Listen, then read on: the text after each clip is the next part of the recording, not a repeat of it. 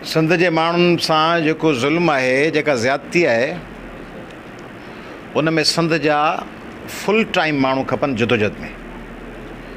सिंध जो माण्हू आहे पार्ट टाइम जदोजहद में। कुछ इश्क किया, कुछ काम किया, थोरो नौकरी कई, थोरो बचा पालिया, थोरो पंहिंजो कारोबार हलायो, थोरी वकालत कई ऐं थोरो रैली लाइ पोस्ट रखी अॼी त पाणी बंदि थो थिए, कैनालनि जो मज़म्मत थो कयां। हाय हाय पाणी वियो हलियो, वरी माण्हू पंहिंजे कम ते हलियो वियो, भाॼी विकियईं या वञी फैक्ट्री में वेठो, वरी आयो 2 परनि जो, वरी हिकिड़ी पोस्ट रखियईं सिंध जे पाणी ते सौदो नामंज़ूर, वरी पंहिंजे कम में लॻी वियो। पाण खपनि अहिड़ा माण्हू जंहिंजे घर वेठो या लियाकत जतियाल जहिड़ा माण्हू। असांजो अज़ीम साथी 24 कलाक सिंध, अली मर्दान खोसे जहिड़ा माण्हू, अशरफ लाखे जहिड़ा माण्हू, 24 कलाक ॿी किरती न, कमी सिंध, वतन, क़ौम, अहिड़ा माण्हू आहिनि कोन।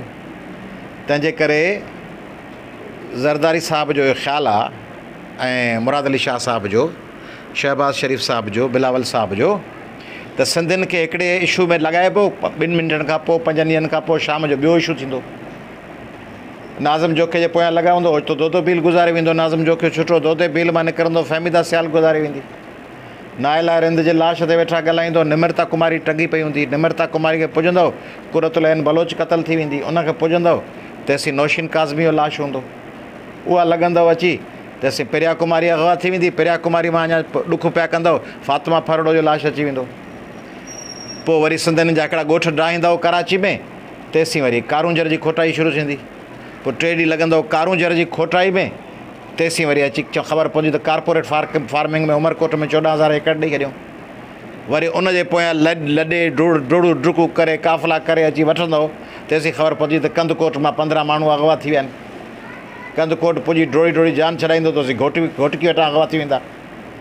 जान मोहम्मद महर जो पिटको कंदव, तेसीं नसरुल्ला गॾाणी मारिजी वेंदो हलियो।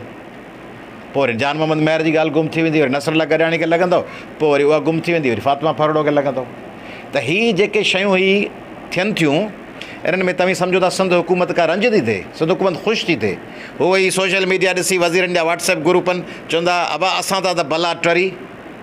उन में सिंधी में हिकिड़ा जेके हूंदा आहिनि मवाली सिगरेट विगरेट फूकींदा आहिनि, मशकूक क़िस्म जा, पोइ उन्हनि में हिकिड़ा वॾा जुमिला आहिनि। उन में शुरू में कोन थो चवां, पहिरियां जुमिला ॿुधायूं त विच खाई थो वञा, आख़िर थो चवंदा, पहिरियों चवंदा आहिनि आ मोहम्मद हसन चर, तुंहिंजा कलर मथे घर, विची लाइन खाई थो वञा। पोइ आख़िर में आहे असांजे यारनि था टर, पोइ जिते वणई उते वञी मर। सो ही पीपला जेके आहिनि से चवंदा असांजे यारनि था टर, पोइ जिते सिंधियो वणई उते वञी सिंधी मर।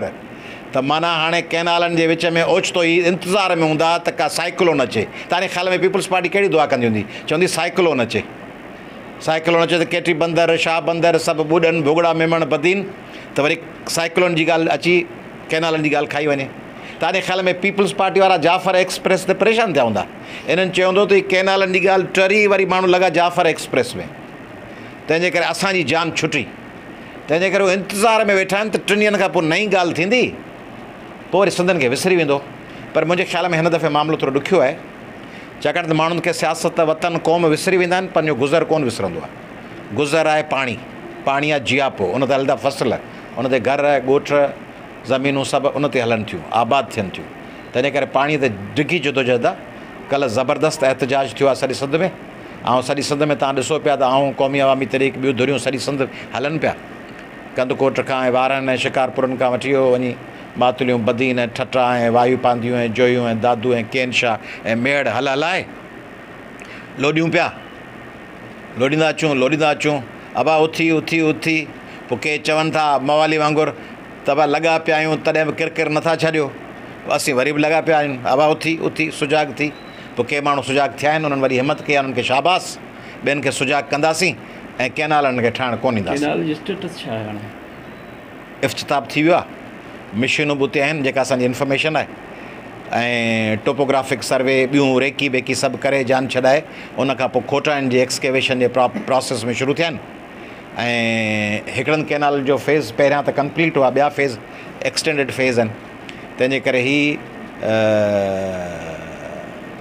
हिननि जो मक़सदु हिकिड़ो ॿियो बि आहे त सुभाणे अलाए कहिड़ियूं हालतूं थियनि, बलोचिस्तान ऐं KP के अलाए छा कनि, घटि में घटि सिंध गिरफ़्त में हुजे, उहा पाणीअ ज़रिए गिरफ़्त में रहंदी, त इन करे सिंध जा गस बंदि करे छॾिजनि। करारदाद का अहमियत कान्हे, करारदाद ईअं आहे जी तव्हीं पंहिंजे ख़िलाफ़ु करारदाद आणियो, मोटरसाइकिल तव्हांखे पाण स्लो हलाइणी आहे, उन में करारदाद कहिड़ी पंहिंजे ख़िलाफ़ु पेश कंदो? एक्सेलेटर घटि करे छॾियो, मोटरसाइकिल स्लो हलंदी। तंहिंजे करे गाॾी हिननि जी आहे, वफ़ाक़ हिननि जो, हुकूमत हिननि जी, सेनेटर हिननि जा, MNA हिननि जा, सदर हिननि जो, क़ौमी असेंबली में अधु मेंबर हिननि जा, हुकूमत हिननि जे चवण ते पई हले। ॿिनि सूबनि में हुकूमत हिननि जी आहे, सिंध में 18 सालनि खां वेठा आहिनि। करारदाद कंहिंजे ख़िलाफ़ु था आणी? SHO माण्हू कुटे अंदरि थाणे में लाक में ॾंड आणी, टंगे सच पुत्र आणी, वरी पंहिंजे ख़िलाफ़ु करारदाद आणे। SHO फलाणा ऐं करारदाद तो आणिया त माण्हू तशदुद न कंदो कर। खेसि ई तशदुद रोकणो आहे न। अॼु चवनि हुकूमत खां अलॻि था थियूं, कंहिं बंदि थी वेंदा, कोन कंदा।